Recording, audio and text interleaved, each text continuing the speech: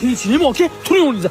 Nima ish qilib bunaqa ahvolga tushib qoldingiz? Men odamlar chet elga jo'nataman deb aldagandim. Keyin ular qarg'ashdi. Bor budimdan ayrildim, bechoraga aylandim.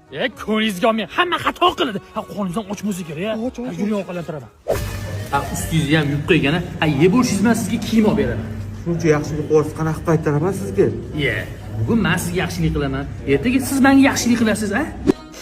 Tushunayapsiz? Yomg'ir ham yog'mayapti, yo'qsa cho'milib olardim. Siz menga rosa yaxshilik qilyapsiz. Ish topganimga sizga qaytarardim hammasini. Ish muammo emas-ku. Men o'zim sizni chet elga ish yuboraman. Tez daromadga kirib boyib ketasiz. Pasportim ham yonimda kakras. Yuring bo'lmasa.